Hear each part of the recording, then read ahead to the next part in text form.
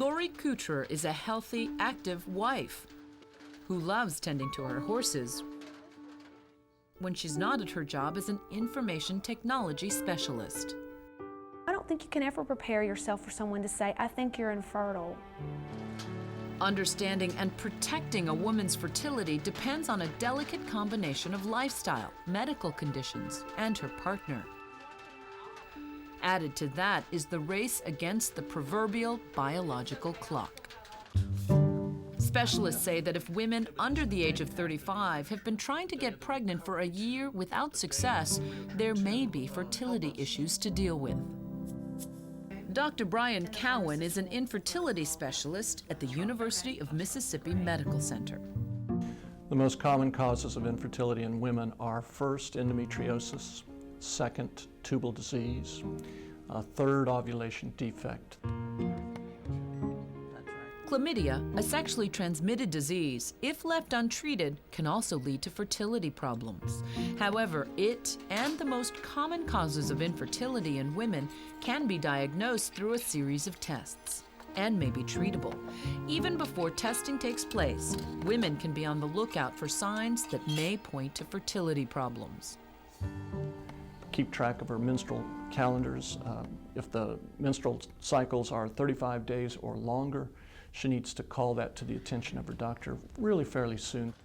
I'm Dr. Danker. Nice to meet you. Hi, Dr. Danker. Since age is a leading factor in fertility, women who are over 35 and have been trying to become pregnant for 6 months or more may want to visit their OBGYN. Dr. Mark Denker is a reproductive endocrinologist who specializes in infertility in Boca Raton, Florida. As women get older, their fertility goes down. And by the time a woman is 37, she's lost about 80% of her eggs. And I'll tear this off and I'm going to give it to you. Once infertility has been identified as the problem, there are several treatment options, but they can be very expensive, and many insurance companies don't cover the costs. Although statistics vary, on average, women account for 55% of the fertility cases. Male problems account for 20%.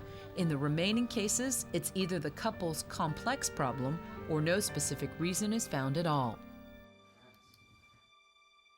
For Dahlia Berlin, owning her own interior design business in Miami was just one of her lifelong dreams. She also wanted to have a large family. I wanted a large home. I wanted all the kids. I want to live right near the school. I want the kids to come here and play. I want to have the children. But 5 months after they were married, Dahlia's husband, Charles, was diagnosed with Hodgkin's disease and needed to undergo chemotherapy, a medical cancer treatment that often results in sterility. After the biopsy, doctor told us we're going to get chemotherapy, we're young, and if we're interested in having kids, we need to go ahead and right away freeze some sperm. Although they took what they believed to be appropriate measures, they still faced infertility issues, and so their journey began. It would entail years of different fertility treatments, tests, and disappointments. I guess the hardest part was I know how much, pain and struggling it was for Dahlia, and it was as much as she wanted children, and she probably would have wanted children from day one. Here it was, I was the one delaying her from having the children. Through determination and despite false hopes, Dahlia and Charles were able to conceive.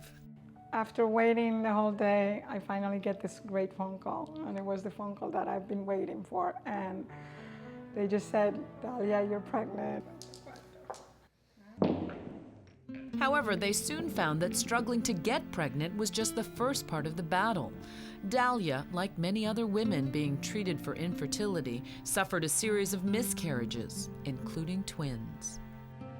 Here I've had 7 years of losses and losses and losses, and all I want is a wonderful family. In addition to the physical side of infertility, there is also an emotional side that needs to be addressed as well. And I'm not sure what I'll gain at the end of this. If it's not a child, I think I'll gain some inner feelings. I thought at first that it had kind of put a wedge between my husband and I because we were so stressed out. But I actually think we've actually become closer. Really, a lot of providers come to meetings and speak. Peer support groups can help couples throughout the entire infertility process. Elise Linder is an active member of one of the groups known as Resolve. Resolve is a national organization that provides support to couples going through infertility. There are many resources available to couples, and there are group counseling, peer support, helpline services, as well as advocacy opportunities. And couples like Dahlia and Charles come to Resolve looking for information, looking for support. For some couples, the future is uncertain. But for others, like Dahlia and Charles, the journey is complete. Their struggles and hard work have resulted in 2 beautiful boys, Adam and Ivan.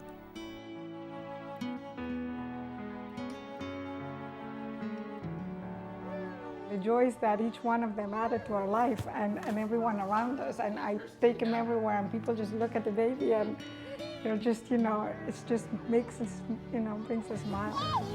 I love it.